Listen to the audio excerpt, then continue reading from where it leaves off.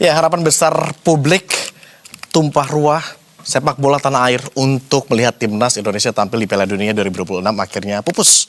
Skuad Garuda dipastikan gagal melaju setelah tersingkir di putaran keempat kualifikasi Piala Dunia zona Asia. Dan untuk membahas ini lebih lanjut pemirsa, kita sudah kehadiran sejumlah narasumber, berbincang lebih lanjut dengan sejumlah narasumber. Sudah hadir di studio Semesta Universe pengamat sepak bola Tommy Welly. Terima kasih Bung Toel. Selamat malam. Sudah berkenan bergabung sama kami. Kemudian ada koordinator Save Our Soccer, Mas Akmal Mahali. Lama nggak ketemu Mas Akmal. Betul. Salam sepak bola. Salam sepak bola. Kemudian ada Ketua Umum Paguyuban Supporter Timnas Indonesia, Ignatius Indro. Mas Indro, sehat? Sehat. Akhirnya ketemu lagi, kita semua kumpul lagi di studio. Dan satu lagi, ada Bang Indrianto Nugroho. Selamat malam. Terima kasih. Ya. Mas Indrianto sudah berkenan bergabung sama kami di Berita Satu Utama hari ini. Nanti Bapak-Bapak juga akan ada Ketua Komisi 10 DPR dari fraksi PKB, lalu Hadrian Infani yang terhubung secara virtual, tapi mungkin kita sapa nanti aja. Ya, saya akan terlebih dulu kepada Bapak-Bapak yang ada di studio di sini, Bung Toel khususnya. Ya. Kita tahu ini memang bukan jaminan ya kalau STY misalkan masih ada pun bisa kemudian membawa timnas lolos ke Piala Dunia. Tapi publik ini sudah menaruh harapan tinggi kepada timnas, kepada Kluivert sebagai pelatihnya begitu. Media Belanda juga bahkan ini mencap Kluivert katanya tidak layak. Kacamata Anda seperti apa? Kalau harapan mimpi ke Piala Dunia sih sah-sah aja ya. Karena itu kan memang keinginan lah. Semua orang yang suka bola pasti kesana mimpinya gitu loh. Tapi kalau selalu dikaitkan dengan Sinteyong, itu yang menurut saya sih menjadi keruh ya. Jadi analisisnya, pandangannya menjadi kurang jernih. Oke. Karena Mengapa demikian? Karena di situ ada sentimen kan. Sentimen masa lalu, sentimen Sinteyong gitu. Padahal tadi juga udah dibuka kan bahwa nggak jamin. Bahkan saya bisa mengungkapkan fakta-fakta di jejak digital tanggal 13 Agustus, yang nggak usah sebut medianya ya, tapi 13 Agustus kata kuncinya itu STY sebut peluang Indonesia lolos ke Piala Dunia cuma 30%. Mau saya tarik mundur lagi, November 2024, 7 November sebelum lawan Jepang. Sebelum lawan Jepang ngomongnya begini nih kurang lebih, ada di jejak digitalnya. Saya janji akan loloskan Indonesia, saya jamin, janji apa jamin nggak salah, antara dua itu ya katanya. Akan loloskan Indonesia ke Piala Dunia dari ronde 3. Ini siapa yang ngomong? Ya saya lah. Kan saya mengamati secara keseluruhan, full gitu loh. Jangan cuma satu pertandingan dipotong-potong, jangan. Itu, begitu kalah dari Jepang ngomongnya beda lagi. Saya tidak jamin loloskan Indonesia dari ronde 3 karena memang berat. Ya paling dari ronde 4 gitu loh. Realistis katanya di situ kan. Mau yang lebih ekstrim lagi pada saat dia direkrut. Kenapa PSSI rekrut Sinteyong? Waktu itu zaman Iwan Bule, ketua umum PSSI-nya. Kenapa bukan Luis Mia? Kan ada kontendernya kan, ada kandidatnya selain karena STY janji juara katanya. Setelah 5 tahun nggak ada kan di level apa-apa. Justru Anda bilang berarti STY janji manis gitu? Iya, PHP aja kan. Cuma STY kuat di media sosial. Makanya itu yang saya bilang. Kenapa sampai sekarang dari media sosial mengalir deras ke STY gitu dari kacamata Anda? Bukan. Dia bukan orang yang bergerak pure. Tentu bukan dia, tapi ada tim lah kalau mau sederhananya. Kalau Anda tanya Bung Toel enggak, saya kan korban dari doxing. Saya tahu serangan itu kan bukan sesuatu yang organik alamiah, yang lewat media sosial itu satu. Kalau Anda mau tahu ilmiahnya, Januari 2025 ini, apa itu namanya, ada semacam lembaga survei media sosial, Drone Emprit juga menyatakan itu. Bahwa ada keterlibatan influencer, bahasa dan seterusnya lah yang seperti itulah di media sosial. Jadi maksud saya adalah kalau kita menilai sesuatu dengan selalu menarik ke belakang dengan sentimen itu, maka tidak jernih dalam nilai objektivitas sepak bolanya. Jadi cara yang tepat adalah harusnya seperti apa? Untuk cara melihat katakanlah kekuatan Kluivert ini. Contoh, waktu Luis Mia diganti kan orang juga ada kerinduan. Ada apa ya namanya ya? Ada kenapa kok diganti ada, tapi normal, waktunya saya pikir normal. Tidak seperti ini akut gitu loh. Kenapa? Karena Luis Mia juga nggak main di area lain. Dia tetap datang sebagai orang sepak bola.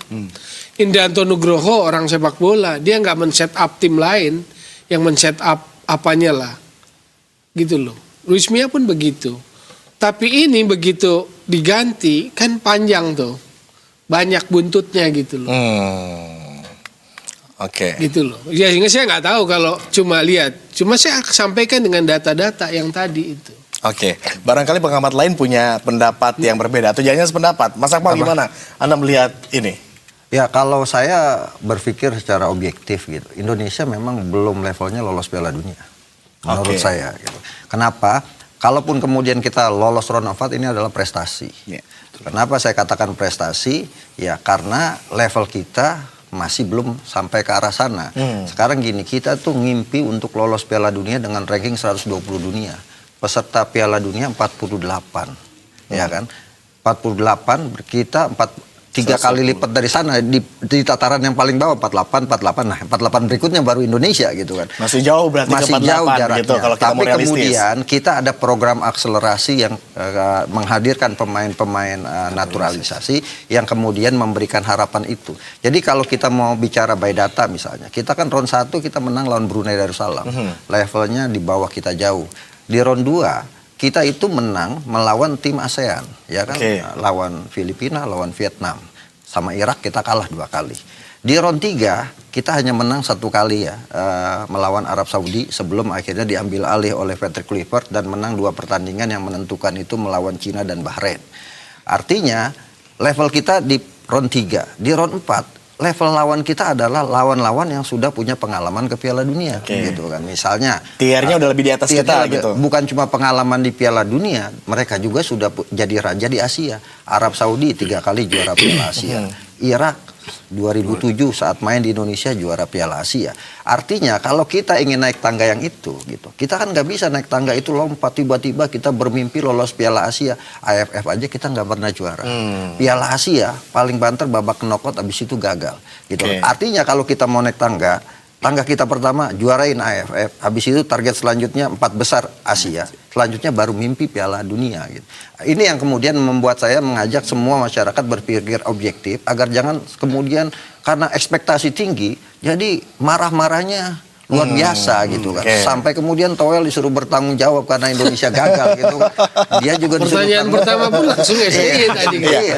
Tapi kok saya agak aneh, kenapa nadanya sekarang tampaknya pesimistis? Sementara pada saat melawan bukan pesimistis. Segini, kita ini sudah ada di depan pintu menuju Piala Dunia, gitu kan. Untuk lolos ke Piala Dunia harus ada effort yang lebih. Sekarang gini, jangan bicara Indonesia lah, bicara dunia aja. Kita ini di bursa hanya punya 5% untuk bisa lolos ke Piala Dunia di babak 4 ini. Gitu kan. Ini bursanya yang orang-orang semua berpikir objektif, bukan bicara masalah sentimen. Saya orang Indonesia, saya nasionalis. 5% gitu. 5% itu kan artinya keajaiban yang bisa meloloskan Indonesia menghadapi lawan-lawan seperti Arab Saudi dan Irak. Benar, di babak ketiga kita pernah mengalahkan Arab Saudi 2-0. Tapi itu bagian dari kejutan Piala Dunia. Dan selanjutnya bertemu Arab Saudi lagi, belum tentu juga kita meraih kemenangan yang sama. Kan sama halnya ceritanya misalnya Italia tiba-tiba gagal ke Piala Dunia, Belanda, tapi mereka sudah punya mentalitas Piala Dunia. Nah, Indonesia belum punya mentalitas itu. Ketika kita melawan Irak, apa kita tidak main luar biasa? Main kita luar biasa, cuma permasalahan kita nggak bisa cetak gol saja. Sementara Irak tahu caranya menang, dia hanya menyerang sekali, cetak gol, dia menang, dia pertahankan dan akhirnya dia punya peluang lolos. Artinya apa? Lawan Arab Saudi juga kita cukup bagus main gitu kan. Dari level Indonesianya ya cukup bagus. Walaupun ada beberapa kesalahan pemain secara elementer, itu bagian dari permainan sepak bola karena sepak bola bukan main catur yang 1 lawan 1 gitu. Jadi amat naif kalau kita kemudian meluapkan emosi kita saat ini kita gagal lolos Piala Dunia sampai minta semuanya pada mundur. Termasuk Bung Toel suruh mundur jadi pengamat ya. Tapi kan yang beredar di dunia maya atau bukan yang sebelum-sebelumnya, sentimennya tampaknya optimis sekali. Kalau kita punya peluang yang besar, Ya, kita termasuk pas lawan ini Arab Saudi. Ini mungkin dari penggemar sepak bola, para pendukungnya, supporternya gimana? Ya, kalau saya menilai masalah Sintayong dan Kluivert ini adalah buah dari PSSI sendiri. Ketika pertandingan dengan Sintayong diajak keliling stadion dengan mengelulukan Sintayong. Nah akhirnya itu yang akhirnya publik menilai jatuh cintanya kepada Sintayong saat-saat itu gitu. Nah ketika ada pergantian pelatih sebenarnya Normal. hal yang biasa. Hal yang lazim terjadi ya, gitu. Di zaman Mas Indro pun dulu ya ada aja ya. Iya pasti. Iya, tapi kan karena hal itu, jadi buahnya kenapa diganti? Kenapa diganti? Pertanyaan-pertanyaan itu yang akhirnya mengemuka gitu. Nah ini yang akhirnya kita melihat bahwa jatuh cintanya Sintayong ketika diganti dengan Patrick Kluivert gitu. Ini yang akhirnya masyarakat sendiri, netizen sendiri menilai kenapa diganti nih? Padahal ini udah ada progres yang dianggap progres. Sebenarnya itu buah dari perilaku PSSI sendiri yang. Tapi Kluivert juga kan sempat katakanlah mendapatkan kepercayaan publik loh ketika berhasil meloloskan, dan optimisme tampaknya masih terjadi sebelum melawan Arab Saudi. Nah itu bedanya. Sebelumnya supporter punya optimisme itu kah gitu? Iya bedanya Sintayong sama Patrick Kluivert. Apakah setiap pertandingan Patrick Kluivert setelah itu dibawa keliling stadion dan menyanyikan Patrick Kluivert? Enggak gitu kan. Tapi waktu Sintayong iya. Nah ini yang buah dari perilaku dari PSSI sendiri, federasi sendiri yang membuat Sintayong menjadi pujaan publik gitu. Akhirnya kejadian seperti ini ketika Patrick Kluivert gagal, ya udah akhirnya yang disalahkan adalah Patrick Kluivert. Nah ini adalah sebenarnya dari sikap dari PSSI sendiri saya pikir. Oke, saya mau ke Mas Indrianto, tapi sebelum itu saya mau ke Bang Toel dulu. Mungkin Bang Toel ada tanggapan kah? Seakan-akan ada glorifikasi terhadap STY di zaman dulu, tapi sekarang Kluivert nggak ada. Kalau karakter ada perbedaan cara, kan? Contoh misalnya kemarin Renat selesai pertandingan langsung loyor aja. Padahal juga pendukung Arabnya banyak tuh kan. Jadi soal pendekatan aja, soal gaya. Nah makanya menurut saya sih ada sesuatu yang nggak sekedar sepak bola kemarin itu di era STY. Saya jadi ingat ada pepatah gini, too much attention make the donkey think he is a lion gitu loh. Jadi saking banyaknya perhatian, keledai aja bisa merasa dirinya singa gitu loh. Padahal kalau kita mau ukur, buat saya PSSI salahnya adalah waktu April 2024 itu memperpanjang kontrak 3 tahun. Gitu loh. Contoh ya, saya kasih data. November 2023 ronde 2 kita kalah sama Irak 1-5, 1-1 sama Filipina. Sebut di mana ini statistiknya yang bagus, tolong sebut. Januarinya uji coba lawan Libya kalah 2 kali ya, 0-4 sama 1-3, sama Irannya 0-5. Masuk Piala Asia sama Irak kalah lagi 1-3. Menang sama Vietnam. Oh no, sebelum Vietnam dulu. Menang ya? Menang lawan Vietnam 1-0. Penalti Asnawi. Kan itu doang tuh. Lawannya Asia Tenggara juga Vietnam. Kalah sama Jepang 1-3. Kan gitu. Tapi orang statistik baru selalu menyebutkan bahwa sebentar. Kalau menangnya cuma dengan Vietnam. Anda tahu di media sosial influencer itu pandit yang influencer yang ngaku pandit bikin patung, perpanjang kontrak. Paham nggak? Ini nggak polos. Ini nggak polos. Menangnya cuma sama Vietnam. Lalu kesundul sama Kirgistan dan Oman karena mereka draw. Indonesia yang lolos. Kalah 0-4 di Australia. Balik ke sini diperpanjang itu. Di lanjutan Piala Dunianya kan menangnya lagi di Maret itu 1-0 atas Vietnam di GBK, 3-0 di Hanoi. Itu dengan penambahan pemain naturalisasi. Saya waktu itu kan mengkritisi, ini bagus pelatihnya atau bagus pemainnya? Oke harus ngerti teknisnya. Waktu di Jakarta, JIZ, Haye sama Ragnar nggak ada. Waktu di Hanoi 3-0 masuk itu, permainan berubah. Anda tahu sejak 2020 dia melatih, 2021 dia main di AFF, di penyisihan grup lawan Vietnam, kita setengah lapang dikurung. Sama Vietnam Pak Hang Seo, lalu tambah naturalisasi segala macam. Kan di situ gagal tuh di final. Di semifinal kita perpanjangan waktu sama Singapura, butuh Singapurnya 3 kartu merah untuk bisa menang. Oke, saya liatin diamati terus, saya nggak mengkritisi itu karena saya anggap tahun pertama, tahun kedua biarin dia kerja. Anda tahu tahun 2022 salah satu hal di luar yang orang cuma bisa lihat, dia saya anggap karena Ini pertanyaan berulang-ulang terus, saya bablas aja nggak pakai basa-basi. Dia takut, dia segan sama Iwan Budianto. Menantunya dia panggil terus timnas kan. Di klubnya, di Arema, menantunya nggak main kok. Cadangan nggak pernah bikin gol, striker Indrianto bikin gol dulu. Dipanggil timnas, ada ukurannya. Menantunya nggak bikin gol, dipanggil terus. Sampai September terakhir uji coba 2022 tuh, Curaçao tuh apa tuh? Habis itu kan ada Oktober Kanjuruhan, pergantian kepimpinan PSSI. Iwan Budianto mundur. Sejak Iwan Budianto mundur, Maret uji coba Burundi atau apa, udah nggak pernah dipanggil lagi ini. Ini pelatih bukan pelatih Tarkam, pelatih tim nasional. Saya lihat semuanya.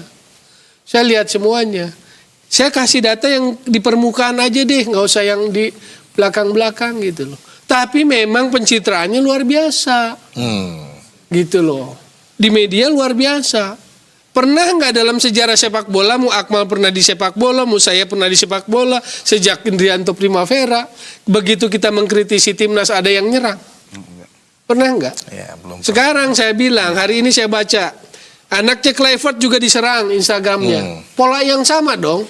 Anak saya pun diserang gitu loh. Kan pola yang sama itu sih. Kalau kita mau baca. Kan saya cuma bisa tertawa. Sekarang itu pelatih dipecat. Baru 10 pertandingan di Ulsan Hyundai. Masih termehe-mehe sama yang kayak begitu, pertanyaan saya. Please deh gitu, bangsa ini. Sepak bola bukan kemarin sore gitu loh. Ini udah ke Italia, udah kemana gitu belajarnya. Please deh gitu loh, cerdas sedikit. Tahu apa yang diungkap di berita pemecatannya?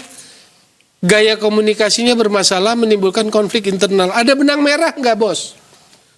Ada benang merah nggak? Kalau sama bocah-bocah dia mungkin cocok, tapi begitu senior, Ulsan itu materi pemainnya termahal di Liga Korea. Tapi begitu menghadapi pemain senior, ada problem dia. Diungkap loh, itu bukan saya ngomong di media loh. Itu loh benang merahnya lo perhatiin. Mungkin kalau sama bocah-bocah nurut. Yang pakai keplak-keplak gitu loh gesturnya. Yang pakai tendang-tendang begitu loh. Ini Mas Indrianto dari tadi manggut-manggut. Ini tanda setuju atau gimana? Mungkin dari mantan pemain ada tinjauan tersendiri. Gimana Mas? Udah nggak diayak tuh sama saya tuh. Bablas aja. Gimana? Enggak, kalau menanggapi masalah-masalah seperti itu ya bagaimana sekarang sebagai seorang pelatih harus mengetahui juga kultur, karakter pemain juga. Jangan asal juga. Makanya tadi Bung Tuel bilang, oh yang muda harus nurut. Nggak mungkin juga gitu. Ya sekarang banyak pemain muda yang mau berani mengungkapkan isi hatinya. Coach, saya nggak suka dengan seperti ini. Ya kita pernah ngalamin seperti itu juga. Karena waktu kita di Italia ada Om Danur. Tapi ya kapan kita bisa ngomong ya kita ngomong gitu. Makanya sekarang tinggal bagaimana pemain-pemain kita ini sekarang ini yang notabene pemain yang sudah di levelnya sudah ada Serie A, Ligue 1 semuanya kan mereka punya karakter, punya jiwa nasionalisme sekarang kan gitu. Mereka udah Indonesia gitu. Jadi ya mereka harus benar-benar fight untuk Indonesia gitu. Jadi ya harusnya pelatih lebih paham karakter yang seharusnya untuk pemain Indonesia itu seperti apa. Mengenal karakternya, dengan demikian mengenal juga cara mengajarkannya betul, gitu kan. Cara mengajarkannya begitu. Gimana Bung Tuel? Poin sederhana aja. Selama kita masih menganut sentimen yang masa lalu yang belakang STY, kita nggak akan pernah jernih nilai Patrick Kluivert. Kita nggak akan pernah jernih. Itu aja. Padahal kita mesti move on dulu gitu ya. Selesai dengan masa lalu. Ada garisnya kan pembatas gitu loh. Udah kelar. Ronde 3 selesai. Yang bawa ke ronde 4 siapa? Apakah pernah selama ini yang tadi Akmal bilang, pernahkah selama ini kita mencapai titik tertinggi seperti ini? Kan enggak. Gitu loh. Kan nggak pernah gitu. Saya ke Mas Indro kalau gitu. Sebagai yang supporternya sekarang ramai sekali, bahkan di media sosial ada tagar Kluivert out katanya gitu. Ini masih tadi udah jelaskan STY karakternya seperti apa, kemudian juga Kluivert seperti apa juga. Masih mau termehek dengan STY? Kalau saya sih ngelihatnya bukan masalah STY atau Kluivert gitu. Sebenarnya yang perlu dievaluasi malah PSSI gitu loh. Karena PSSI sendiri selama ini nggak menjalankan, ada nggak sih blueprint sepak bola Indonesia yang benar gitu ya, yang benar. Naturalisasi, tapi berapa lama naturalisasi ini misalnya seperti itu. Lalu bagaimana dengan liganya, lalu bagaimana juga dengan pembinaan usia muda, apakah sudah berjalan, ada kompetisi usia muda? Belum. Nah ini yang menjadi masalah. Kalau kami melihatnya ini yang menjadi masalah. siapapun Pelatihnya? timnas ini akan kesulitan untuk itu gitu. Berharap terus dengan naturalisasi, dengan permintaan naturalisasi. STY juga minta naturalisasi begitu banyak kan. Karena memang dia yang lihat di Liga Indonesianya belum ada yang mumpuni lah pemain-pemainan. Itu yang menjadi masalah. Patrick Kluivert pun juga akan kesulitan sendiri, atau siapapun pelatih yang nanti akan dipilih gitu ya. Ini akan kesulitan ketika memang liganya sendiri tidak berjalan baik gitu, dan pembinaan usia mudanya juga nggak Belum berjalan berjalan. baik, Nah, ya. ini yang menjadi masalah. Tapi kalau ditanya Patrick Kluivert out atau tidak, jawabannya? Terserah PSSI, tapi PSSI harus dievaluasi. Oke, terserah PSSI, tapi PSSI mesti dievaluasi. Mas Akmal gimana? Kenapa tersenyum? Ya menurut saya wajar sih kalau kemudian orang menganggap Kluivert gagal kemudian out gitu kan. Ya, masing-masing punya pendapat kan. Itu hak masyarakat. Dulu juga ketika STY gagal misalnya sempat ramai kan waktu itu kan, waktu STY di Piala AFF, saya nih yang jadi ramai. Ketika itu Indonesia main Piala AFF, Indonesia kalah 1-2 dari Malaysia, hanya menang 0-1 lawan Timor Leste. Setelah itu media bertanya kepada saya, ada tagar Patrick Kluivert out? Ya, tagar STY out maksudnya. Saya bilang ya itu wajar. Wajar kalau Oke, kemudian masih. iya, wajar kalau kemudian publik menyatakan itu karena publik melihat dari hasil gitu. Ketika itu, tapi tiba-tiba di partai sebelahnya Myanmar dengan Kamboja tidak ada yang saling mengalahkan sehingga Indonesia lolos ke semifinal. Di semifinal menang lawan Thailand sampai akhirnya final kalah dari Vietnam. Artinya apa? Ketika itu juga wajar orang mengatakan seperti itu, tapi habis itu saya dibully habis tuh gitu kan. Ya kan, karena apa? Ya karena ya faktor glorifikasi menurut saya tidak ada orang yang lebih dari Tuhan. Jadi glorifikasi yang menurut saya seperti ini yang menurut saya akhirnya membuat kita ini antara logika dengan fakta itu nggak nyambung. Jadi memaksakan diri untuk kemudian pelatih yang kemarin harus dikembalikan lagi, itu saya nggak setuju. Kalau Kluivert out, sah-sah saja PSSI yang akan ambil keputusan karena akan setiap habis event pasti ada evaluasi. Tapi kalau kemudian memaksakan untuk kemudian mendorong satu orang untuk kembali, sebagai contoh misalnya Arab Saudi, dia punya Harvey Renat yang mengantarkan Arab Saudi menang 1-0 lawan Argentina di Piala Dunia. 2-1. Habis itu apa? Diganti oleh siapa? Pelatih yang lebih top lagi, Roberto Mancini. Yang mengantarkan Italia juara, gitu kan. Tapi faktanya Mancini gagal, diganti.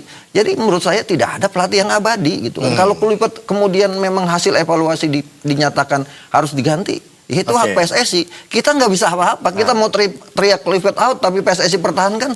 Gitu. Yang kita harus ketahui ada kontraknya 2 tahun di PSSI. Artinya saya ingin sebelum kemudian ada keputusan Kluivert out, yang harus dilakukan oleh PSSI saat ini adalah evaluasi sekaligus juga membuat target-target yang ada ke depan.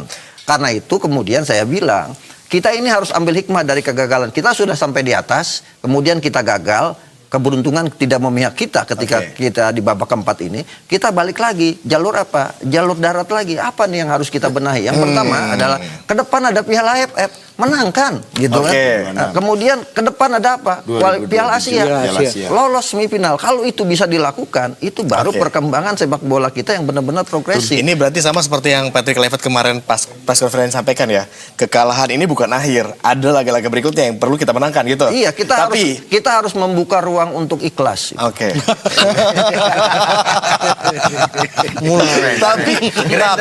Tapi kekalahan ini tidakkah cukup? Tapi kekalahan ini tidakkah cukup untuk menebalkan narasi bahwa Kluivert out gitu? Kan ini ada evaluasi. Enggak juga. Iya, Enggak juga. Menurut saya gini, menurut saya apa yang kemudian sekarang mau pelatihnya misalnya pelatihnya Roberto Mancini sekalipun, pelatihnya misalnya Jose Mourinho atau Carlo Ancelotti melatih tim nasional Indonesia, kita berhadapan dengan Irak dan Arab itu masih belum level kita.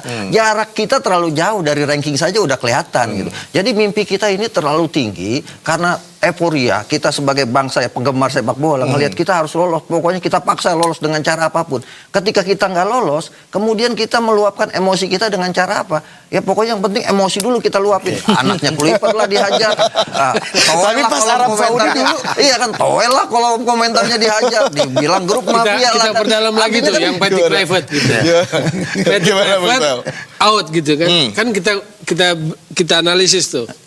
Dasarnya apa gitu kan? Memang dosanya itu apa? Kesalahannya itu apa?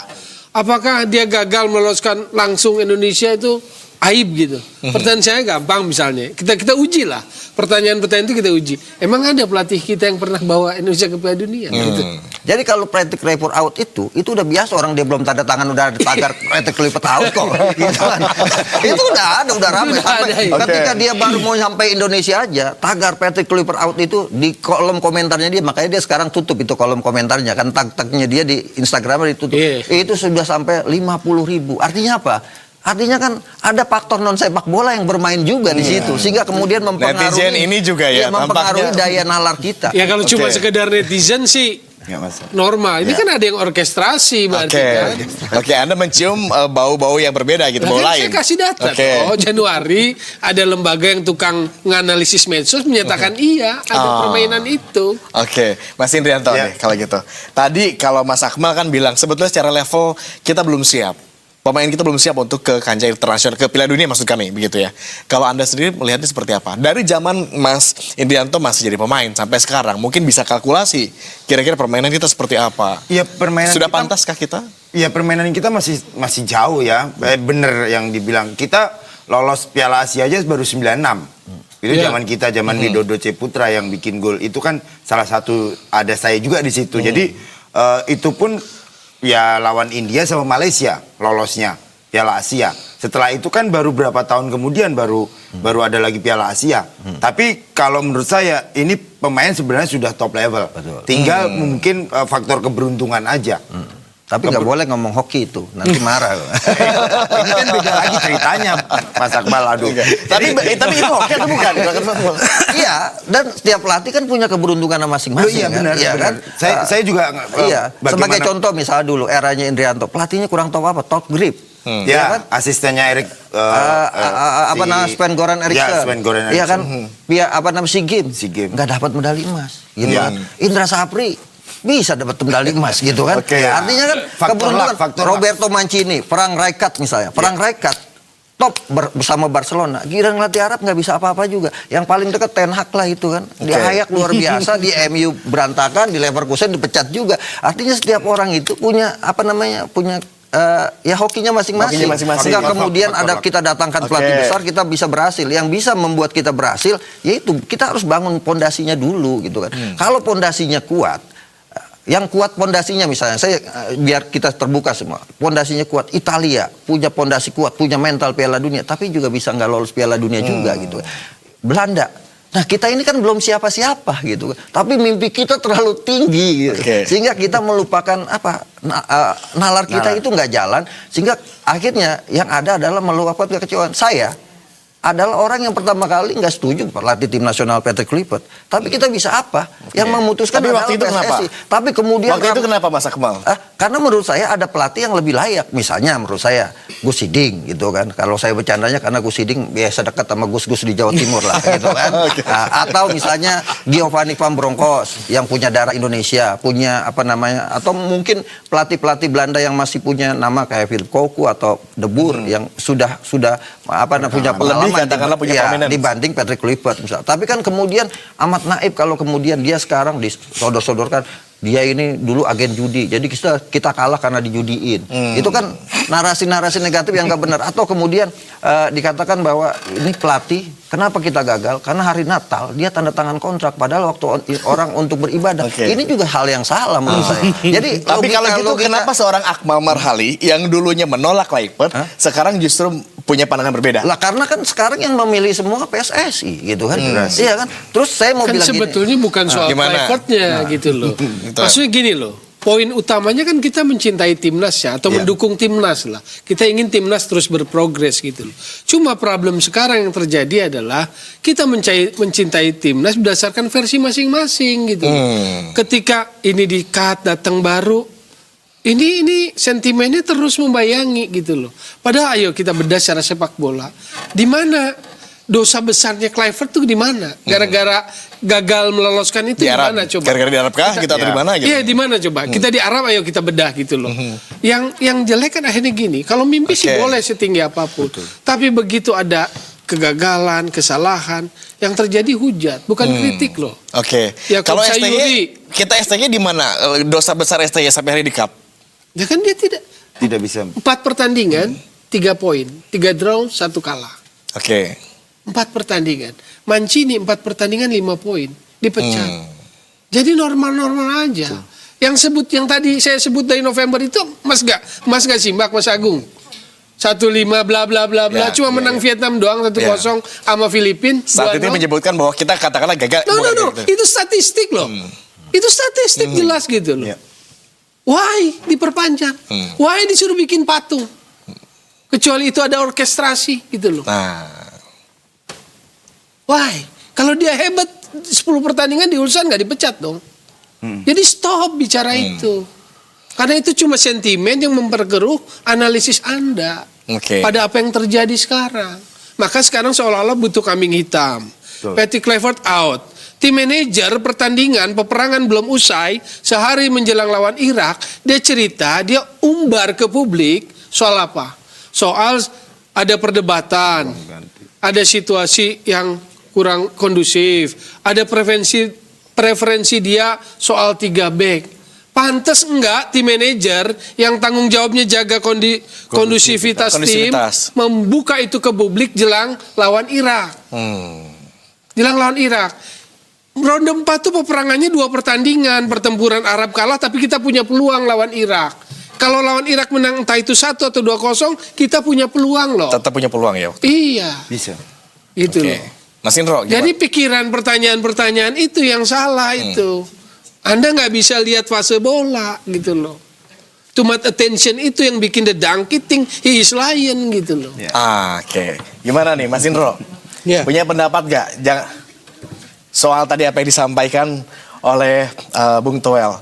Iya, kalau masalah Patrick Kluivert tentunya ada penilaian-penilaian tersendiri ya.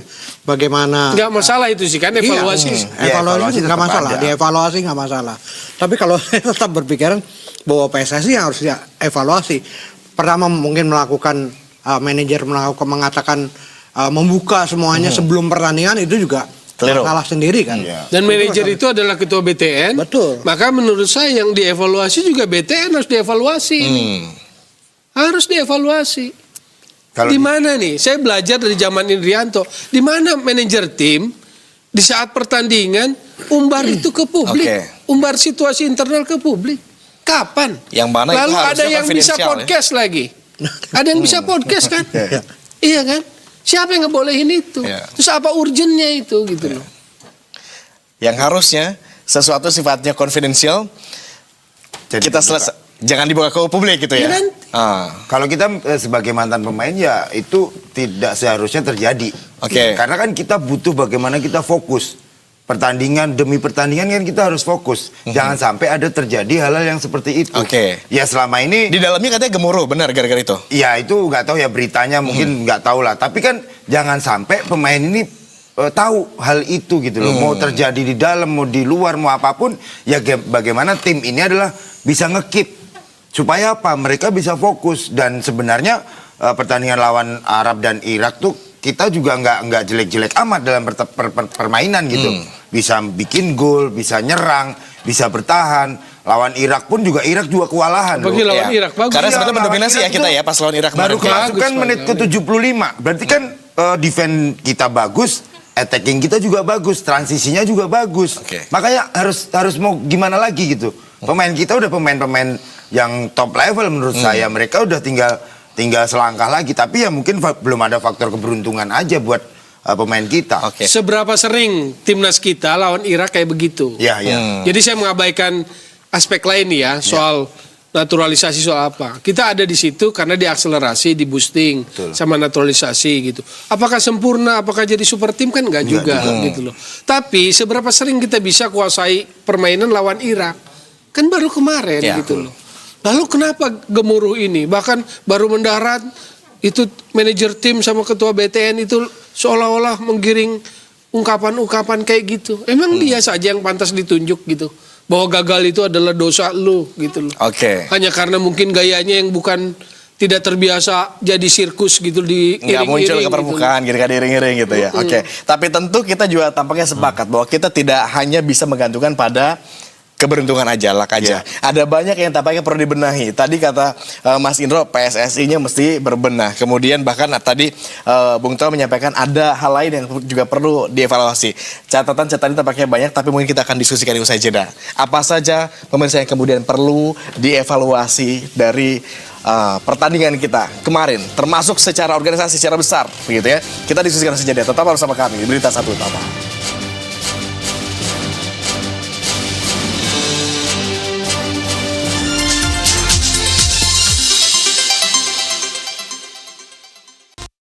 Masih ngantuk? Sigap banget. Buka laptop cepet-cepet. Soal konser terupdated, tapi investasi teroutdated. War tiket cuma bikin kejengkan. Mending mulai investasi dari sekarang. Karena urusan masa depan harus terdepan. Aku investor saham. Saya Komaidi Nontonegoro mengucapkan selamat ulang tahun yang ketiga untuk BTV. Semoga semakin maju, terus menghadirkan tayangan yang inspiratif, berkualitas, dan menjadi kebanggaan pemirsa di seluruh Indonesia. Sukses selalu untuk BTV, 3 tahun berkarya dan akan terus tumbuh lebih besar lagi. Selamat sekali lagi ulang tahun yang ketiga untuk BTV.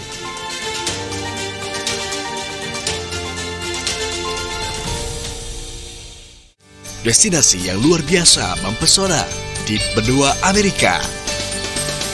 Traveling. Ya katanya kayak kampung Indonesia karena memang banyak sekali imigran dan juga pendatang diaspora Indonesia dan Kulineri.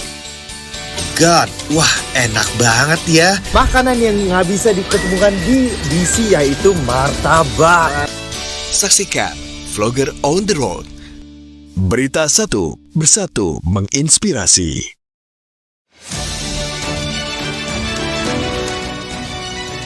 Tadi sebenarnya saya malu kesini.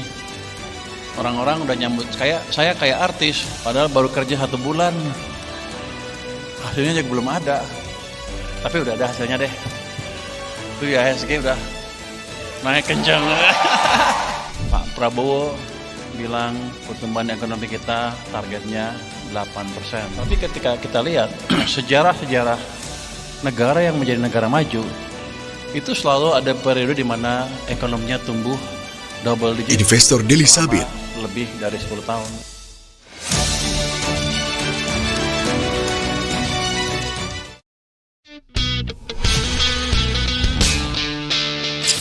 Nah, buat kalian yang hobinya ngulik-ngulik seputar otomotif dan teknologi, pas banget nih nontonnya program Autotekno dari kontroversi uji tabrak yang dilakukan mobil listrik asal Tiongkok nih Autotekners. Lagi dengan informasi seputar otomotif dan teknologi lainnya. Sukses terus di program Autotekno, inspirasi otomotif dan teknologi terkini.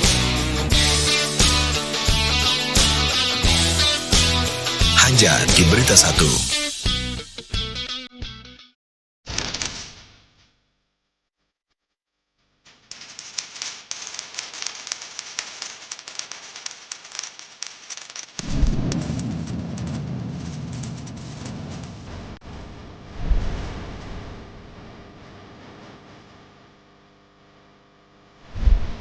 Sebuah langkah progresif dari B-Universe yang menunjukkan semangat baru dan harapan akan masa depan yang optimis. B-Universe menyajikan tampilan baru lewat studio yang akan digunakan untuk memproduksi konten, mulai dari konten berita, informasi hingga hiburan. Dengan ini, B-Universe akan terus bertumbuh dan berinovasi dalam menyajikan informasi yang positif dan inspiratif.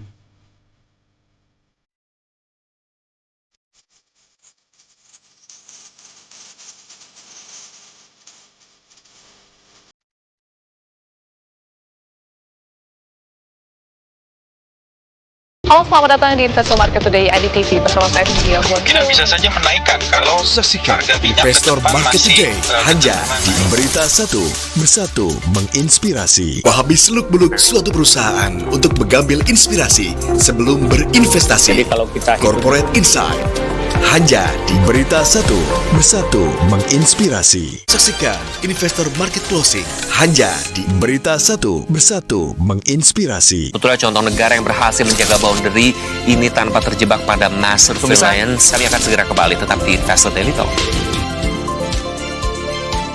Investor Market Opening, selengkapnya. Banyak investor yang rebalancing portfolionya mereka kepada sektor. Saksikan Investor Market Opening hanya di Berita Satu, bersatu menginspirasi.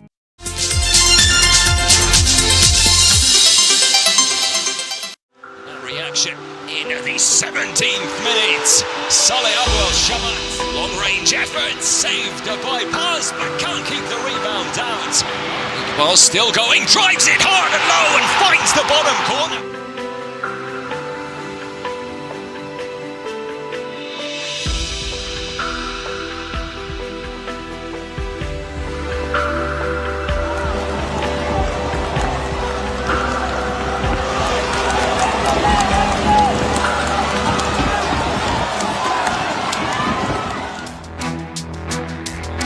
Timnas Indonesia harus menelan 2 kekalahan dalam babak keempat kualifikasi Piala Dunia 2026 setelah kalah 3-2 dari Arab Saudi dan kalah 0-1 dari Irak. Kekalahan dalam laga kualifikasi Piala Dunia 2026 itu tak ayal membuat gelombang kekecewaan masyarakat bergulir. Media sosial X pun langsung dipenuhi dengan tagar "Clivered Out" setelah Timnas Indonesia dipastikan gagal melangkah ke Piala Dunia 2026. Impian Indonesia untuk tampil di ajang bergengsi yang akan digelar di Amerika Serikat, Kanada, dan Meksiko itu pun sirna sudah. Tak sedikit masyarakat yang menilai strategi Clifford dalam 2 laga terakhir melawan Arab Saudi dan Irak kurang pas. Kalau saya sih setuju banget karena dari taktiknya tuh benar-benar masih ngeraba-ngeraba juga. Dari segi pemain juga dia kayak masih dengerin Bung Toel tuh bisa dibilang. Jadi saya lebih milih STY, pelatihnya STY aja sih. Berarti abang setuju nih kalau seandainya STY balik, soalnya rame banget di media sosial nih. Itu saya sangat setuju karena dari STY itu benar-benar yang nemenin timnas dari 0 sampai bisa sejauh ini sih. Itu aja sih Kak. Kalau saya setuju sih out karena 2 pertandingan belakang ini line up-nya bikin kita bingung gitu pemain-pemainnya. Kan sebelumnya udah bener lah line up pemainnya yang bagus-bagus, tapi dia masang pemainnya di partai penting tapi kayak coba-coba, jadi hasilnya ya kecewa lah kita kan fans timnas. Setuju nggak STY balik? Kalau bisa setuju balikin. Tak ayal pula, masyarakat yang kecewa membandingkan performa timnas di bawah juru taktik Clifford dengan juru taktik sebelumnya, Shin Tae-yong. Setuju karena menurut saya dari segi penampilan itu masih kurang dari periode Shin Tae-yong, karena menurut saya di Shin Tae-yong itu udah beradaptasi dengan lama, sedangkan di Clifford ini dengan jangkanya yang masih pendek dia harus mengejar Piala Dunia, itu harus lolos. Maka dari itu saya lebih setuju dengan STY tersebut karena dengan kemenangan 2-0 yang terakhir lawan Arab kenapa harus keluar gitu. Kalau dari saya setuju karena STY ini udah tahu lingkungan di Indonesia, pemain-pemainnya itu secara style dari penyerang sampai kiper, itu menurut saya setuju kenapa balik, karena dari Clifford sendiri itu masih adanya perlu adaptasi lah segala macam, karena yang kita butuhkan di Indonesia ini masyarakat maunya gak mau tahu, harus lolos aja. Kalau dari Erick Thohir saya cuman pengen adanya evaluasi dari staf-staf Clifford aja, karena harus bertanggung jawab atas Indonesianya tidak lolos. Oh, yang kemarin kan memang kita gagal ya di perjalanan menuju Piala Dunia, karena memang kita sebelumnya gak pernah sedekat ini Mbak sama Piala Dunia kan. Di kesempatan ini doang nih kita bisa sedekat ini sama Piala Dunia. Cuma kalau untuk Clifford out, yang memang dalam kasus ini harus ada yang bertanggung jawab, maupun itu federasi dari Erick Thohir dan seluruh jajaran, Arya Sinalungga dan lain-lain. Kalau untuk Clifford out itu udah, kalau menurut kita teman-teman semua di kalangan dunia sepak bola pasti banyak yang setuju, karena memang harus ada yang bertanggung jawab. Kalau untuk STY ya kita semua, saya yakin banget yang murni pecinta sepak bola Indonesia, STY itu di timnas sudah seperti sosok ayah sih dalam dunia sepak bola kita, karena memang bener-bener dia ngebangun dari awal banget Mbak, dari passing pemain-pemain timnas, dari cara-cara ngesut, dan sudah sampai di titik sekarang loh ternyata diganti kan. Kalau untuk balik kita semua setuju, cuma asal ada perjanjian-perjanjian bahwa nggak boleh dikritik-kritik kayak kemarin lah. Ada sih komentarnya kemarin tuh saat 2 pertandingan itu, saya lihat sih komposisi pemain itu yang dia turunkan itu kurang baik. Itu jadi penyebab utamanya sih, karena dia kayak mencoba-coba sesuatu yang tidak pas di waktu tidak pas itu Mbak. Kalau saya sih setuju aja, tapi kalau saran saya sendiri harus bisa cari pelatih yang lebih bagus daripada STY sih, Mbak. Menurut saya kayak gitu, Mbak. Iya. Kegagalan timnas menuju Piala Dunia 2026 turut direspon Istana. Menteri Sekretariat Negara Prasetyo Hadi menegaskan timnas Indonesia akan terus berusaha sambil melakukan evaluasi dan perbaikan. Ia berharap semua pihak, utamanya supporter sepak bola tanah air yang menjadi motor penggerak timnas, tak patah semangat dan tidak pernah lelah mencintai timnas Indonesia. Teresia Silalahi, Rahmat Aminuddin, Berita 1, Jakarta. Anda kembali menyaksikan Berita 1 Utama bersama saya Agung Hardiansyah. Ada dua pengamat sepak bola di studio semesta ini, kemudian ada Mas Indro juga, kemudian ada Mas Indrianto juga, mantan pemain, supporter, semuanya berkumpul di sini. Saya sebetulnya melihat tayangan tadi mau langsung colek Bung Toel, karena tadi di-mention soal Bung Toel juga nih, sama salah satu warga yang juga berbicara. Tapi sebelum Bung Toel, kita sapa dulu barangkali Bapak-Bapak di sini sudah ada bergabung bersama kami secara virtual. Wakil Ketua Komisi 10 DPR dari fraksi PKB, Pak Lalu Hadrian Irvani. Pak Lalu, sehat? Assalamualaikum, Pak Lalu. Agung, waalaikumsalam. Terima kasih sudah berkenan bergabung. Tadi kita di segmen sebelum sudah berdiskusi soal cukup banyak hal. Segmen ini kita bicara soal evaluasi. Barangkali apa saja dari kacamata Anda nih, Pak Lalu, yang perlu dievaluasi dari katakanlah kegagalan timnas kemarin yang lolos ke Piala Dunia. Harus ada bertanggung jawab katanya, seruan warganet nih. Ya, pertama tentu kita sama-sama prihatin lah. Mimpi semua kita, mimpi masyarakat Indonesia kandas di tangan Saudi dan Irak kemarin. Ya tentu kita sangat menyayangkan, tetapi ini adalah sepak bola, segala kemungkinan bisa terjadi. Nah, Allah belum berkehendak kita lolos ke Piala Dunia 2026. Nah, oleh sebab itu kami menyarankan kepada PSSI untuk melakukan evaluasi yang saya maksud ya tentu melihat kelemahan, kemudian kita akan lakukan pembenahan. Kemudian tentunya PSSI harus melaksanakan blueprint yang sudah mereka persiapkan. Ya, buktikan kepada masyarakat, buktikan kepada seluruh pecinta bola bahwa blueprint yang disebut tersebut harus dilaksanakan sebaik mungkin. Anggaplah kemarin round 4 itu memberikan pelajaran berharga bagi kita bahwa ternyata tidak bisa dilakukan dengan instan. Sepak bola ini butuh proses, oleh sebab itu blueprint harus betul-betul dilaksanakan. Ya, kita lihat pemain-pemain muda kita ya tentu harus selalu fokus untuk dilaksanakan pembinaan. Kemudian dari sisi liga-liga kita, Liga 1, Liga 2, Liga 3 dan sebagainya harus betul-betul dilaksanakan secara profesional. Nah, melihat hasil kemarin tidak perlu kita menyalahkan siapa-siapa, ya tentu kita harus tetap bersemangat untuk betul-betul terus mendukung timnas kita dan meminta PSSI melakukan evaluasi secara menyeluruh. Demikian Mas Agung. Oke, masih ada laga-laga berikutnya di depan mata, termasuk 2030 juga masih ada kesempatan kita ya. Kayaknya ya. Sebelum ke yang lain-lain, saya mau ke Mas Indro terlebih dulu. Melihat tayangan tadi sebelum kita diskusi dengan Pak Lalu. Mas Indro di sini studio menyebutkan bahwa yang perlu dievaluasi adalah PSSI. Iya. Begitu. Tapi mengapa di luar sana, di lapangan, para supporter itu tampaknya mengarah kepada satu nama, Kluivert, termasuk tadi harus ada bertanggung jawab gitu ya. Iya, sebenarnya kan karena tidak ada blueprint yang benar dari PSSI. Bagaimana misalnya blueprint untuk seorang pelatih timnas? Apa syarat-syaratnya atau apa yang menjadi syarat dia bisa dipertahankan atau diganti gitu ya? Kalau karyawan itu KPI-nya gitu ya? Iya, betul. Kalau kita berkaca pada misalnya Liverpool gitu ya, dari Jurgen Klopp yang begitu dicintai fans Liverpool diganti Arne Slot. Siapa yang percaya Arne Slot? Gitu kan. Tapi akhirnya dia ketika perubahan pelatih itu bisa dengan baik, akhirnya Arne Slot dipercaya oleh fans Liverpool. Nah, kita harapkan juga begitu gitu. Pergantian itu harus baik lah ya. Jangan terus ditambahin dengan macam-macam hal yang dengan hal yang tidak diperhitungkan.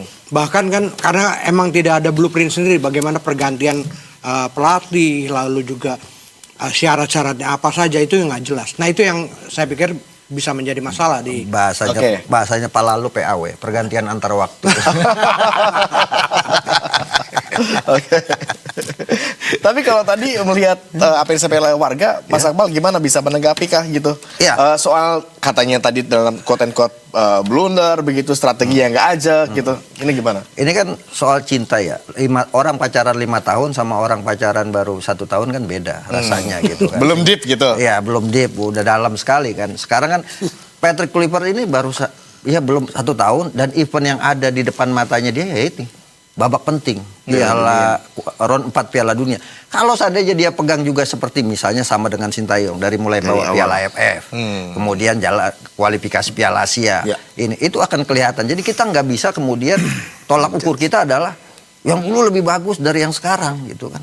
Tolak ukurnya apa? Kalau cuma tolak ukur kita gagal di Piala Dunia ya kelasnya beda, Piala AFF, Piala Asia sama Piala Dunia kan kelasnya beda. Logika berpikir kita harus kita kembalikan kepada nalar yang benar gitu. Jangan kemudian emosional karena faktor kecintaan dan sebagainya, karena faktor glorifikasi. Saya juga bukan cuma soal pelatih ya, soal pemain juga gitu. Ketika pemain lokal melakukan kesalahan, dibully luar biasa gitu kan. Padahal sepak bola ini permainan tim gitu. Jadi saya ingin membangun kesadaran, gerakan membangun kesadaran nasionalisme supporter sepak bola kita untuk berpikir jernih. Jangan kemudian kita tersetting karena apa namanya viral-viral sebagainya. Akhirnya kita ikut apa yang lagi rame. Itu kan FOMO namanya. Jadi kita harus mengambil pelatih keputusan. Itu bukan satu faktor yang menyebabkan kemenangan atau kekalahan sebuah tim gitu ya? Bukan, tapi memang ada hal-hal yang perlu dibenahi dari Kluivert. Misal salah satunya, Kluivert, ayo dong, banyaknya tinggal di Indonesia, jangan di Belanda. Itu kan harus dibenahi nanti dari evaluasi. Gitu kan, dia lihat liga kita, dia kasih masukan apa yang kurang dari liga kita. Dia kan banyak timnya juga. Kemudian bagaimana soal fisik pemain di liga kita. Apa standarnya biar nanti masuk tim nasional tidak mengulang dari awal lagi. Nah, hal-hal yang semacam ini kan nanti bagian dari evaluasi. Soal apakah harus dipecat atau tidak gitu kan. Ini kan amat sangat tergantung kepada PSSI sebagai penerima endat kerja profesional. Jadi Patrick Kluivert itu sebagai orang profesional, mau Patrick Kluivert, mau Sintayong, mau yang lainnya, ketika dia tanda tangan kontrak sebagai pelatih, apalagi itu tim nasional, maka dia harus siap untuk menerima resiko tertinggi. Apa itu? Dipecat gitu. Jadi tidak ada yang abadi di tim nasional. Yang abadi hanya ini lambang Garuda di dada gitu kan. Lambang Garuda di dada. Semuanya tidak permanen, ada terminnya. Ada masanya, ada masanya, ada eranya gitu kan. Jadi menurut saya jangan kita dibawa bernostalgia. Kalau sekarang misalnya, apakah ini pencapaian kita tertinggi? Tidak juga, 1985 kan capaian hampir sama ini gitu. Masa kita melupakan 1985 kemudian melihat hari ini aja gitu. Itu yang kemudian harus kita benar-benar memperkaya literasi publik pecinta sepak bola kita. Jangan cuma sekedar gua nggak suka sama A maka harus diganti, gua nggak suka sama B maka harus diganti. Nah ini yang menurut saya yang harus dibangun tadi benar, blueprintnya seperti apa gitu kan. Kalau perlu kemudian menghadirkan siapa, mengganti Kluivert dengan Zinedine Zidane tapi nggak ada blueprintnya juga. Ya sulit juga gitu kan. Nah sekarang nggak ada jaminan juga. Nggak ada jaminan juga. Sekarang misalnya gini, Italia gagal, tapi setelah itu dia cepat bangkit. Jerman gagal, tapi setelah itu cepat bangkit. Kenapa? Karena dia ada fondasi, ada blueprint yang jelas. Pembinaannya berjalan dengan baik. Jadi kan kita tahu ya, maaf saya potong, pembinaan mereka berjalan dengan baik. Bagaimana mereka di Primaveranya, sebelumnya masih ada lagi Youth-nya, terus habis itu baru Baretti, baru Primavera. Dari Primavera ke Serie A, itu kan jenjangnya bagus. Nah, kita berharap di Indonesia seperti itu gitu loh. Ada dari bawah. Sekarang udah Elite Pro berjalan, ya. Terus di bawahnya lagi grassroots-nya ya mungkin hanya di Jabodetabek aja. Padahal di daerah-daerah lebih banyak. Ya saya berharap pemerintah, sinergitas pemerintah dan PSSI bisa menjalankan pembinaan itu. Jangan sampai untuk kemudian potensi di daerah ya. Kita kan ada kesempatan lagi 4 tahun mendatang. Pemain-pemain yang ada ini misalnya sekarang Gianpaolo Pessi nanti usianya 37 tahun. Ya kan ada Tom Hay usianya sudah 35 tahun. Apakah kita akan terus melakukan naturalisasi untuk mencapai ini semua? Kan nggak bisa gitu kan. Sekarang kegagalan ini pasti banyak hikmah yang ada di dalamnya. Apa? Yuk mulai fokus kepada pembinaan. Yuk mulai benahi kompetisi sehingga kita bisa membangun tim nasional kita dengan apa yang kita buat sendiri, tidak kemudian lewat jalur instan yang kita lakukan saat ini. Karena apa? Karena yang instan itu hanya mie gitu. Oke. Tapi mie aja masih dibikin.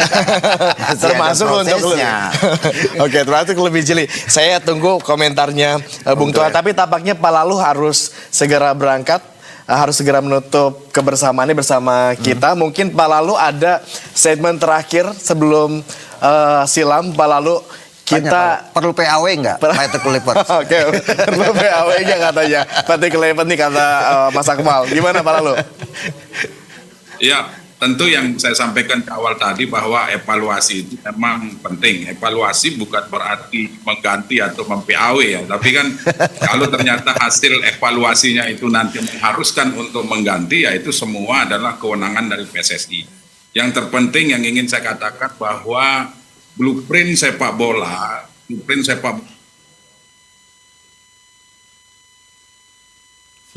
Oke.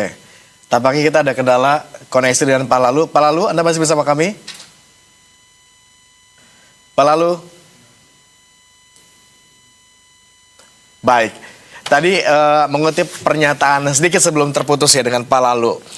Oke lah, kita sama-sama sepakati kan ya bahwa memang urusan memecat mempertahankan itu PSSI. Tapi kalau kita bicara soal cinta, tadi kata Mas Akmal, kan belum terlalu deep dan publik sudah kadung tampaknya kecewa begitu terhadap Kluivert. Kita harus tutup cerita masa lalu kita mungkin dengan STY, kita harus saatnya move on. Tapi ada yang juga mau CLBK kan? Kan belum tahu. Oke, CLBK atau tutup dulu? Ada yang pengen rujuk.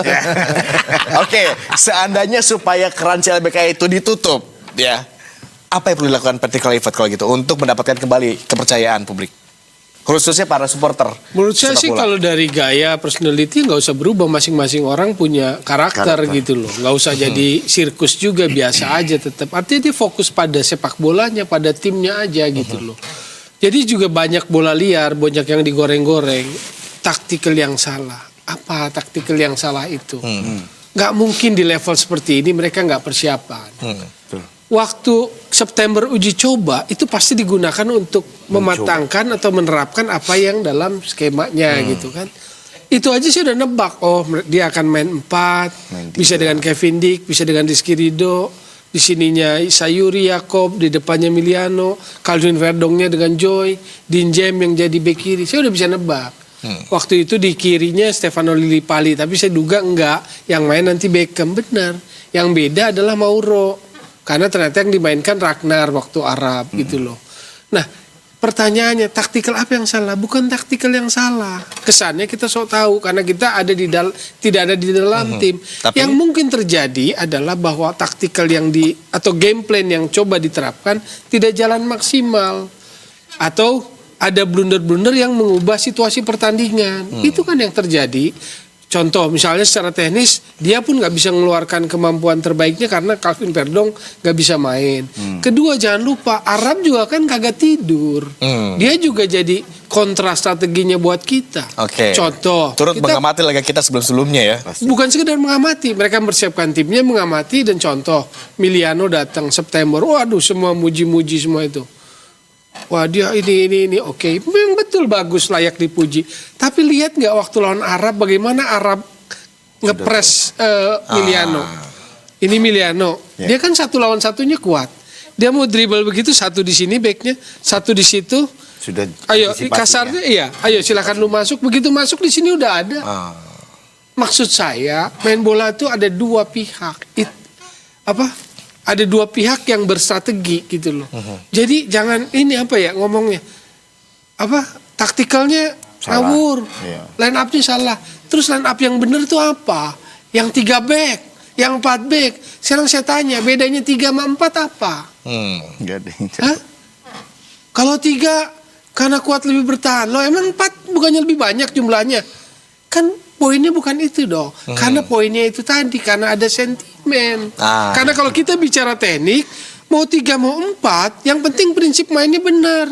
Karena defense itu bukan cuma 3 center back doang. Defense itu bukan cuma 4 back doang, tapi semua. Saat defense, transition, attacking. Kan itu strukturnya, kan begitu. Gimana dengan narasi yang menyebutkan meraba-raba katanya?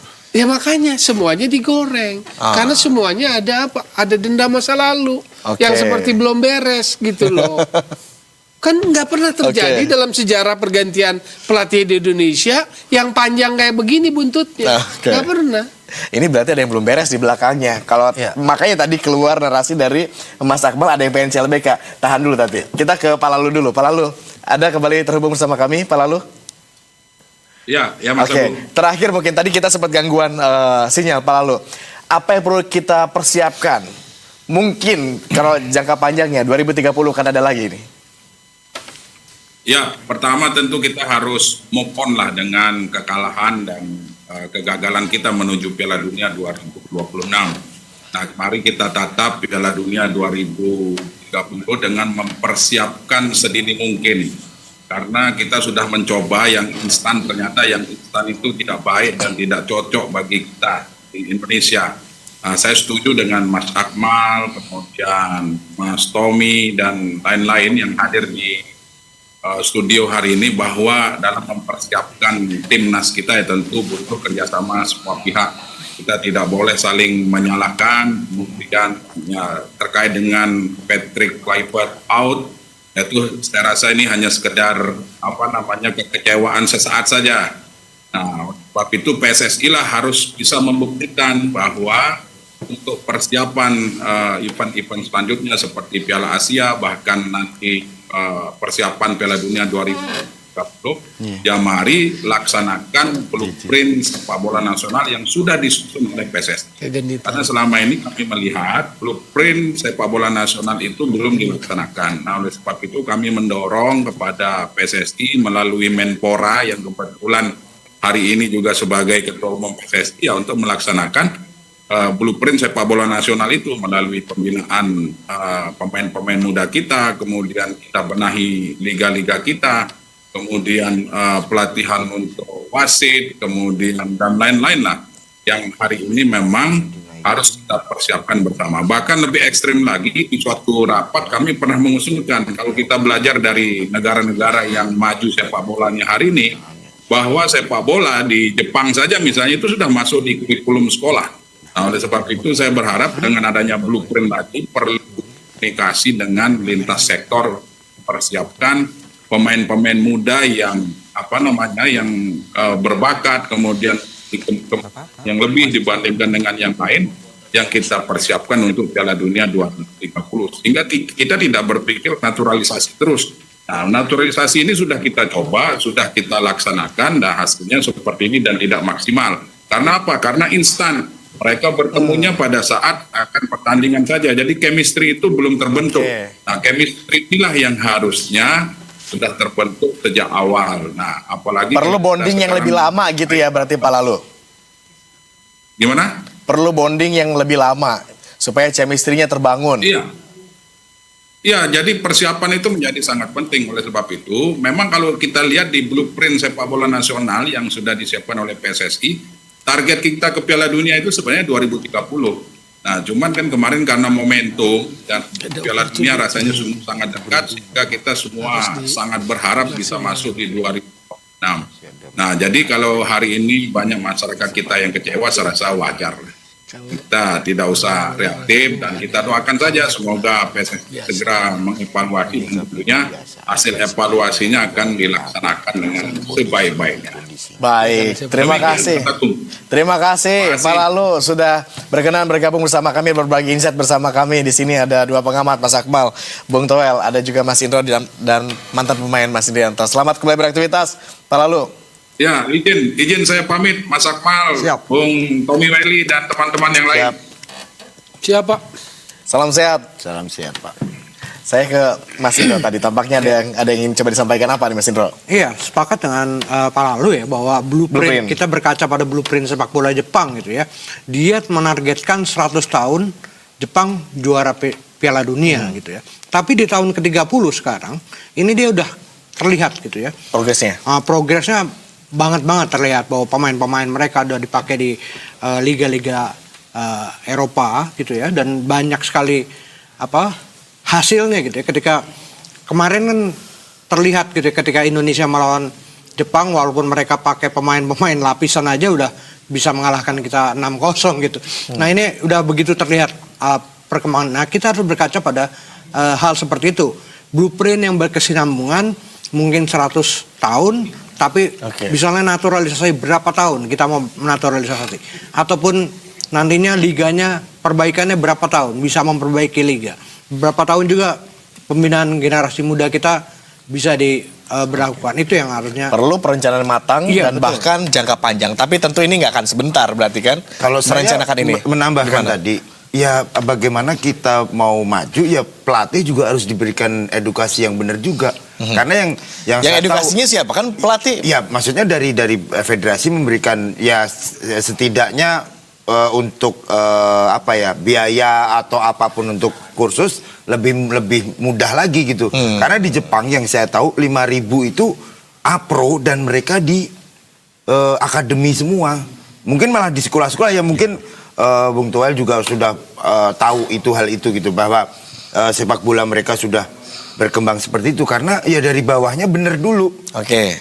Pelatih yang A-Pro mereka sudah ke bawah dulu, belajar dulu di bawah, baru naik ke level yang di klub-klub amatir, baru ke klub senior, klub Liga 1-nya lah istilahnya seperti itu. Tapi ya maaf, di Indonesia masih banyak yang di bawah-bawah itu level DC-nya masih belum nyampe gitu. Jadi itu yang jadi permasalahan di sepak bola kita. Kalau mau bagus ya emang tadi Mas Akmal bilang fondasi utama di seluruh dunia itu adalah grassroots-nya.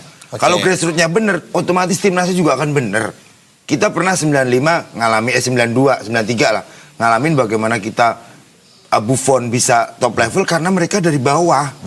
Bener-bener dari nol mereka dikembangkan, dilatih lagi, kekurangannya apa ditambah, dan akhirnya apa? Jadi top level. Tapi kalau ya maaf, kita pernah di bawah gitu.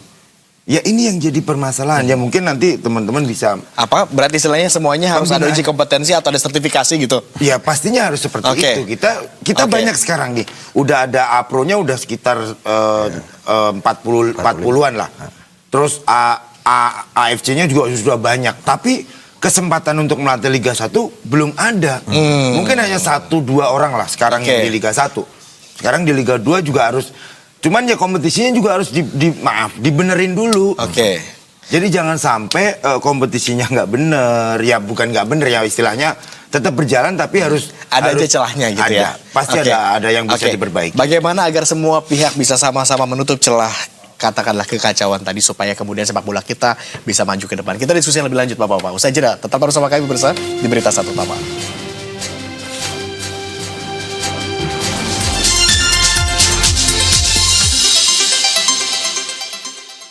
Selamat datang kembali di Investor Daily Roundtable, acara yang digelar untuk membahas dan menjaring berbagai ide-ide brilian demi kepentingan bangsa dan negara.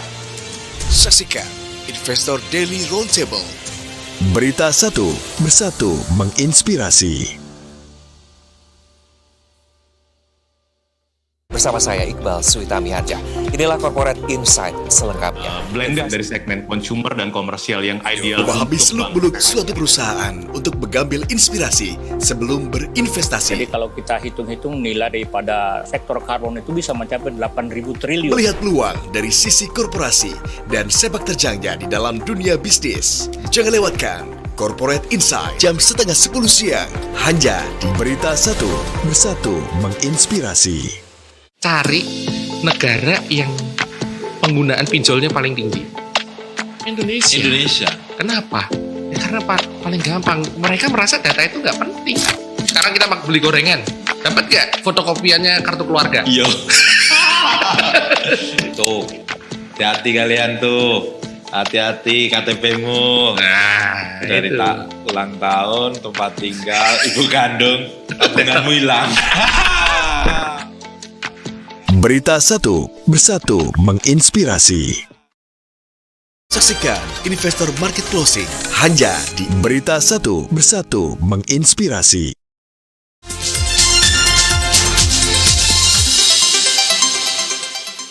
Reaction in the 17th minute. Saleh Abdel Shamat, long range effort, saved by Paz, but can't keep the rebound out.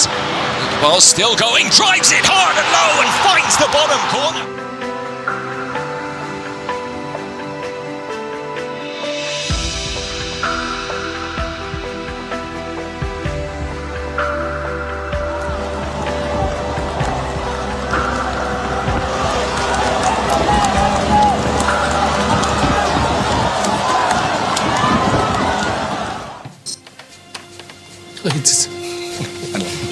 Anda kembali menyaksikan Berita Satu Utama bersama saya Agung Hardiansyah. Dan masih bersama kita semua pemirsa, dua pengamat Mas Akmal Bung Tol, kemudian ada dari supporter Mas Indro, ada juga mantan pemain Mas Indrianto. Tapi sebelum kita lanjutkan diskusi kita pada malam hari, pemirsa, kami ajak Anda untuk menyimak terlebih dulu pernyataan dari manajer timnas berikut ini.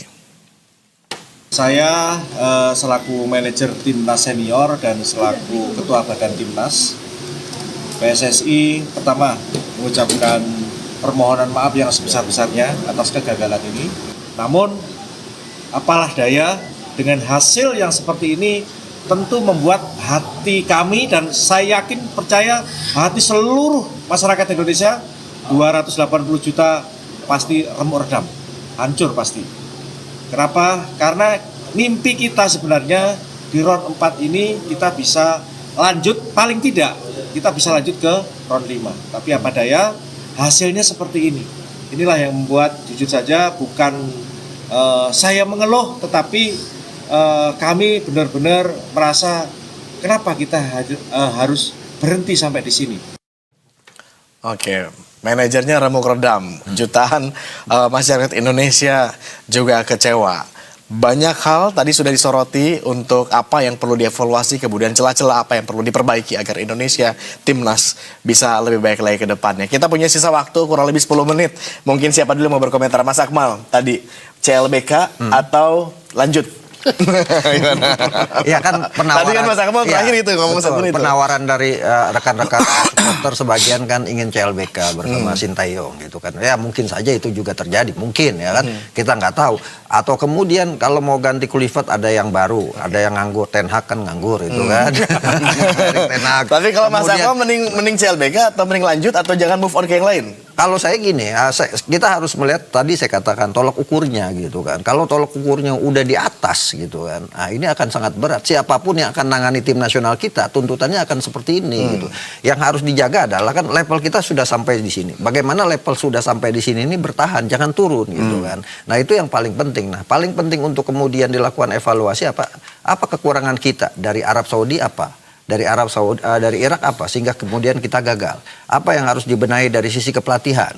Seperti tadi misalnya, jangan seperti Kluivert seperti pelatih Tarkam datang ketika mau tanding, habis itu pulang lagi ke negaranya atau minta jalan-jalan kemana-mana. Nah, itu kan kemudian jadi hal yang harus juga dievaluasi. Kalau bisa dia pelatih tim nasional, ya dia ada di Indonesia. Kalau tinggal dong di sini gitu ya. Tinggal di sini. Kalau kemudian dia ada kesempatan misal dikontrak 2-3 kali pulang ke negaranya, oke nggak masalah. Tapi fokusnya adalah membangun sepak bola Indonesia, dan membangun sepak bola Indonesia ya harus ada di Indonesia. Gitu. Itu yang harus dilakukan. Bagian nyambung Pak Lalu tadi ya, ada bonding, chemistry antara. Betul, sehingga kemudian bukan berarti misalnya karena pemainnya banyak naturalisasi, banyak main di Belanda, sehingga kemudian Kluivertnya tinggal di Belanda. Gitu. Ya Kluivertnya harus di Indonesia, bagaimanapun dia dikontrak untuk melatih tim nasional Indonesia. Itu bagian yang harus dibenahi. Yang kedua yang harus dilakukan, ya menurut saya PSSI juga harus mengambil pelajaran ini semua, bahwa level kita sejatinya gitu kan masih dalam proses untuk menjadi naik ke level atas, belum pada level yang harus lolos Piala Dunia.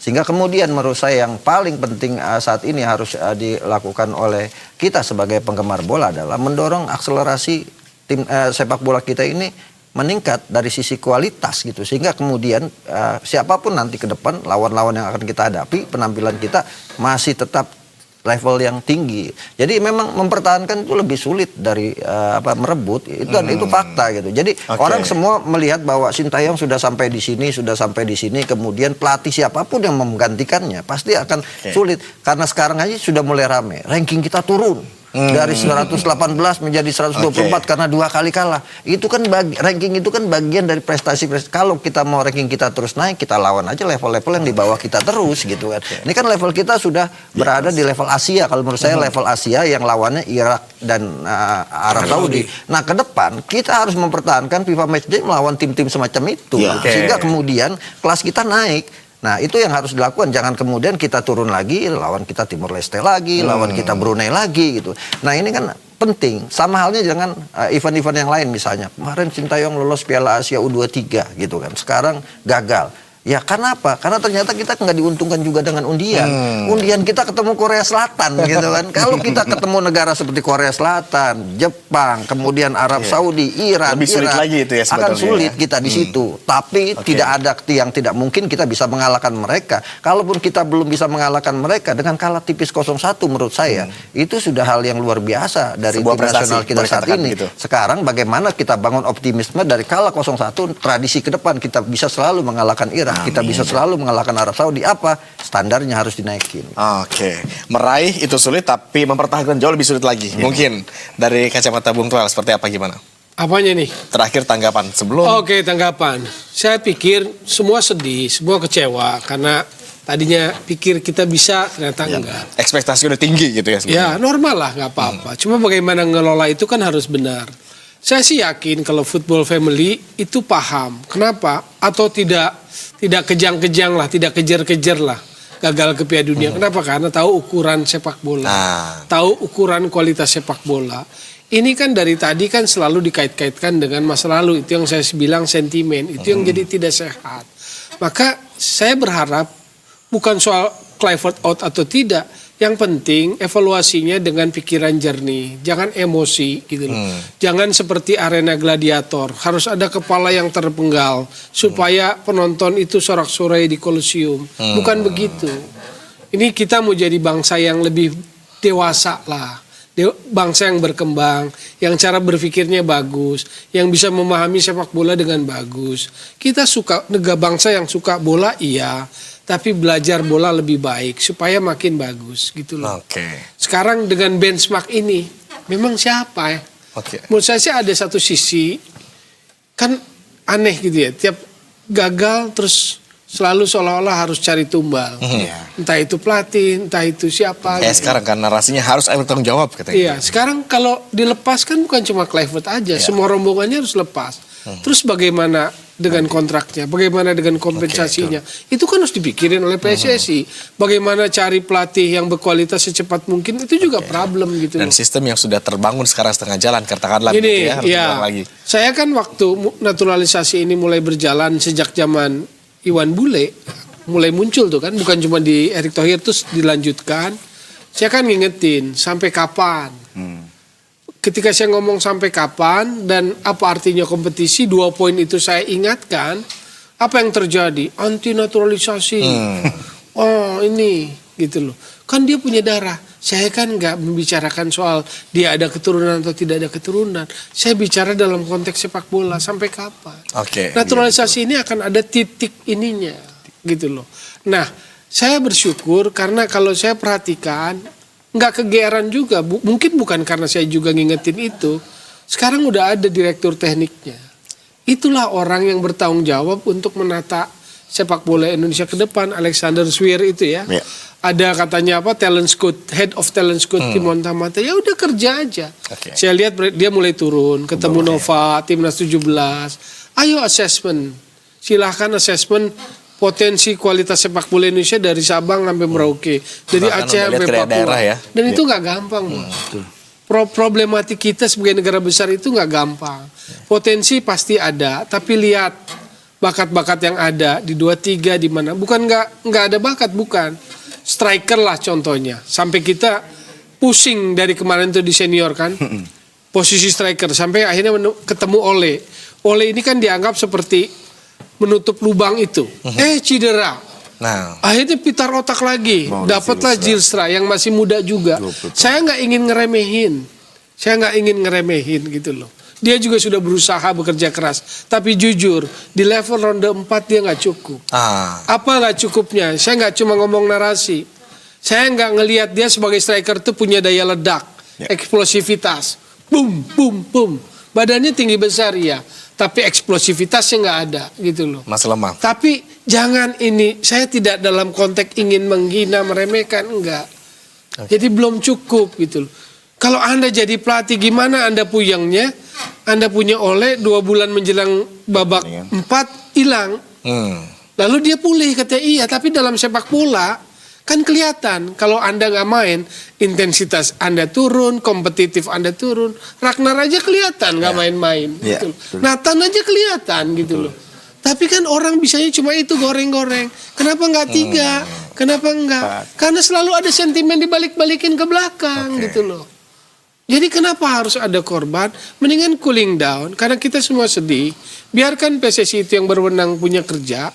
Karena dipecat CSTY bukan karena towel. Betul saya mengkritisi. Tapi urusan pecat urusan PSSI. Sama seperti PSSI kewenangan sekolah cari pelatih pengganti gitu loh. Itu yang saya mau waras dikit lihat bolanya gitu loh. Cinta bola tuh coba waras dikit. Ada saya lihat di sebuah televisi influencer bola. Saya nonton bola ngikuti timnas dari 2010 katanya. Sejak saya SD. Kemarin Piala Dunia ini saya ngikuti dari ronde 1 sampai sekarang. Betapa saya kecewanya katanya. Iya deh gitu kan. Mari kita mencintai dengan juga logika. Mari juga kita kritis tapi sifatnya konstruktif. Agar kita juga kemudian tetap baik-baik Saya ke depannya. tanya, waktu dihujat ya Sayuri, Beckham, Klok sama Yance yang saudara kembarnya langsung gak masuk DSP kan. Artinya pelatih mendapatkan obstacle lagi menjelang lawan Irak. Dia kehilangan opsi pemain. Oke, terima kasih Bapak-Bapak. Ini diskusi kita hangat untuk terus berlanjut tapi durasi kita juga terbatas. Mas Indrian tuh gak kebagian kayaknya, Mas Indro juga gak kebagian. Saya sudah dibisikin udah harus segera closing. Terima kasih banyak Bapak-Bapak sudah berkenan bergabung sama kami. Berbagi apa? Satu kalimat apa? Oh, ada Gak tahu. Ada. Closing saya teman. Iya, jangan menyerah itu aja. Jangan menyerah. Oke, kalau gitu Mas Indro. Evaluasi PSSI. Evaluasi PSSI, jangan menyerah. Mari kita tetap berikan dukungan maksimal untuk timnas kita kalau begitu. Terima kasih Bapak-Bapak. Dan pemirsa, demikian diskusi kita bersama dengan dua pengamat sepak bola, termasuk juga dari supporter Mas Indro, kemudian juga dari mantan pemain Mas Indrianto. Usai jeda kita masih akan kembali dengan informasi penting lain. Tetaplah bersama kami di Berita Satu Utama. Terima kasih.